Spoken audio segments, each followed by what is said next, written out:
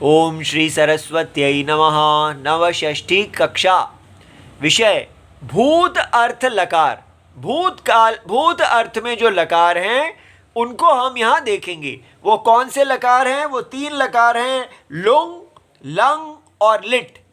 कैसे देखेंगे? अष्टाध्यायी के जैसे पाणिनि जी ने जिस क्रम में सूत्र रखे हैं उससे जादू से अपने आप सारी वृत्ति बन जाती है। तो कैसे? अष्टाध्यायी का आप खोल लीजिए और तीसरा अध्याय खोलिए।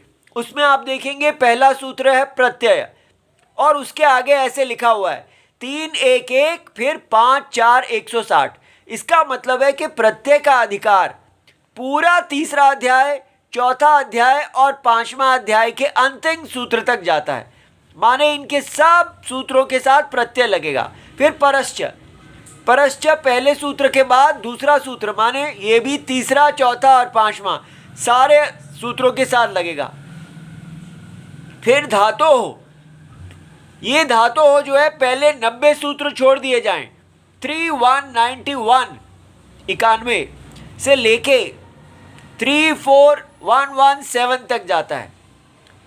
तो इसका मतलब पूरा तीसरा अध्याय जो है वो धातु का अधिकार है, 90 सूत्र छोड़ के। फिर इसके अंदर भूते, ये 3284 से लेके 32122, 84 से लेके 122 सूत्र तक भूत, सारे भूत के अर्थ हैं। अब हमें समझ में आ गया कि जब तक हम यहाँ पहुँचेंगे ये 4 शब्द सबके साथ लगेंगे तो क्या अर्थ बन जाएगा? देखिए, भूत अर्थ में धातु से प्रत्यय होता है परश्च। बस ये प्रत्यय होता, इतना हमको मिल गया। भूत अर्थ में धातु से प्रत्यय होता है, वो बाद में होता है। अब केवल जो जो प्रत्यय हैं वो जोड़ने हैं। लुंग प्रत्यय होता है, लंग प्रत्यय होता है, लिट प्रत्यय होता है। बस इतने में ही सारी वृत्ति बन जाएगी। कैसे? जब लुंग की बारी आएगी तो देखिए, भूते धातो हो लुंग प्रत्यय परश्च च, तो ये जोड़ा तो बना भूते अर्थे। ये अर्थे और वर्तमान अपने आप जोड़ दीजिए। भूते अर्थे वर्तमाना धातो हो लुंग प्रत्यय परश्च भवति। फिर संधि कर दी, भूत अर्थ में होते हुए धातु से लुंग प्रत्यय होता है। ठीक है, ये हमारी वृत्ति बन गई। आपको याद करने की जरूरत नहीं है, ऐसा ही देखेंगे तो आप अपने आप वृत्ति बना लेंगे। ये काशिका की वृत्ति है, बिल्कुल ठीक।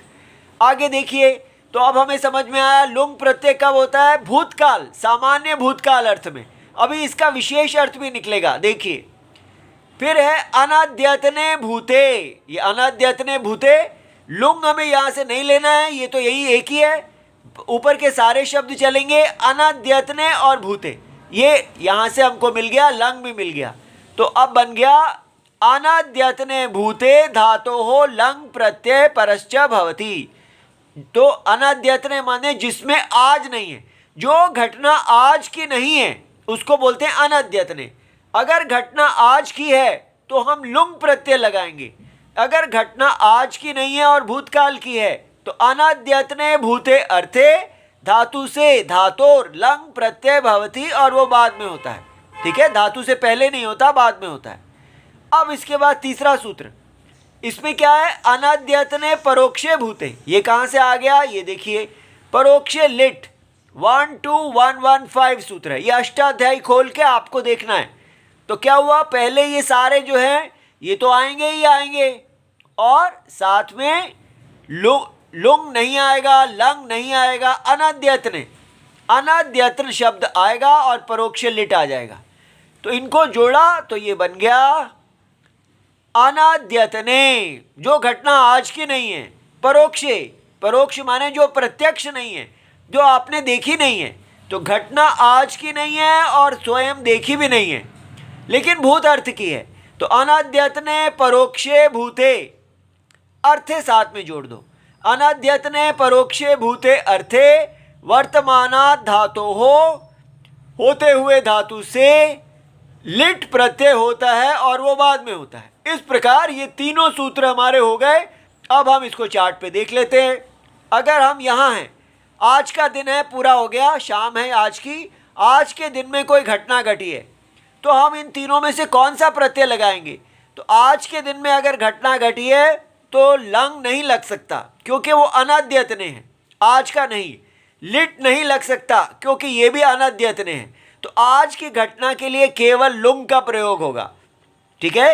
और अगर आज की घटना का नहीं है, आज से पहले की है, तो लिट लगाएं या लंग लगाएं। लेकिन हमें देखना पड़ेगा आज से पहले की घटना क्या आपने देखी है। अगर वो आपके जीवन काल की है और आपके द्वारा देखी गई घटना है तो आप लंग का प्रयोग करेंगे। लेकिन आपके जीवन काल की है और आपने देखी नहीं है, जैसे सीता राम के बारे में, तो लिट का प्रयोग करेंगे। ये बात समझ में आ गई? तो जो घटना आपके जीवन काल की है, आपने नहीं देखी तो लिट का प्रयोग, देखी है तो लंग का प्रयोग, आज की है तो लुंग का प्रयोग। बस हो गया ये। ओम नमो भगवते वासुदेवाय। प्रणाम।